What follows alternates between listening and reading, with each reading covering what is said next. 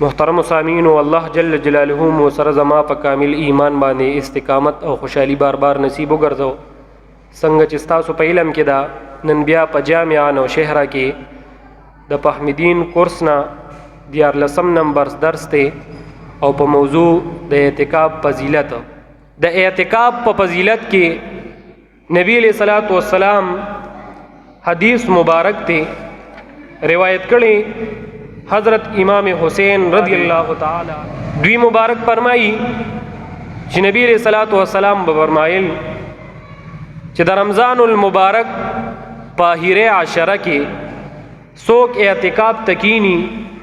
نو دا اعتکاف کوون کې یعنی معتکف تا الله جل جلاله د دوو حجونو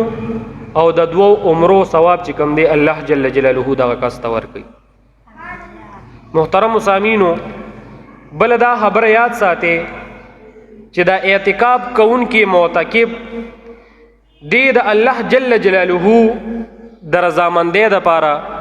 په دغه مسجد کې قیام کوي. د خپل کور پریدي خپل کاروبار پریدي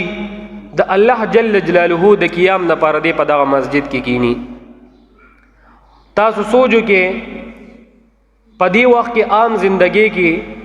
چې کله یو انسان دی چرته لړ شي دی مهمان شي دی د چا میلمه شي اگر که دا انسان د دې بل انسان دشمنی خو چې کله دی د چا میلمه شي نو دغه کس د ډیر زیات احترام کوي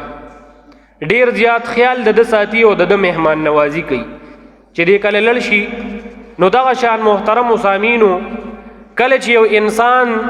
د الله جل جلاله د رضامندۍ لپاره معتکف شي او دی کینی اعتکاف تا د الله جل جلاله د رضا لپاره دی هر څه پریدي خپل کور پریدي خپل کاروبار پریدي خپل بچی پریدي د الله جل جلاله رضامندۍ لپاره دی قیام کوي په مسجد کې. نو تاسو سوچو کې چې الله جل جلاله به دی انسان ته څومره ثواب ورکوي او دی انسان بیا کومه مرتبه دغه انسان بډیر زیات فضیلتی. ځکه د نبی علیہ الصلوۃ والسلام هم بل حدیث مبارک ته روایت کړي حضرت ابن عباس رضی اللہ تعالی عنہما دی دوی مبارک فرمائی چې کله یو انسان اعتکاف تکینی نو دغه معتکف په باره کې چې کوم دی نبی علیہ الصلوۃ والسلام فرمائی وی د دې اعتکاف په بدولت باندې با الله جل جلاله دغه انسان د هر قسمه ګناه نه وساتي. وی دغه انسان ته الله جل جلاله ډیر زیات نیکی ورکی دومره نیکی به وته ورکی چې د په خیال او وهم کې بم ناراضي چې الله جل جلاله مال څومره نیکی راکی. هم د دې اعتکاف باره کې نبی علیہ الصلوۃ والسلام دو پیدې ذکر کړي. نبی علیہ الصلوۃ والسلام فرمایي چې دوه داسې پیدې دي چې دا د انسان نه پټي دي انسان له پته نه لګي او دا ډیر زیات لوی پیدې دي. محترم سامعینو د هغې نه اول دا پیدا ده وی چې کله انسان اعتکاف تکینی وی دغه انسان الله جل جلاله د ګناهونو نه کوم دی بچ کی او چې کله انسان د ګناهونو نه بچي وی دغه انسان الله جل جلاله ته نږدې شي. تاسو بیا سوچو کې چې کله انسان الله جل جلاله ته نږدې شي دغه یو انسان هر یو مشکل به الله جل جلاله آسان کی چې دغه انسان دا بیا پاک شي چې د الله جل جلاله نه کوم سوال کوي دغه الله جل جلاله ورته دغه سوال قبلي. بل دا خبره محترم سامعینو وی کله چې اعتکاف کوون کې دا معتکف کینی اعتکاف ته نبی علیہ الصلوۃ والسلام فرمایي نو دغه انسان د دنیا د کارونو نه چې کم دی نو دی یو سیټ تشي دا دی نشو کولی اگر کدی کې د ثواب کاری مثال نماز جنازه شو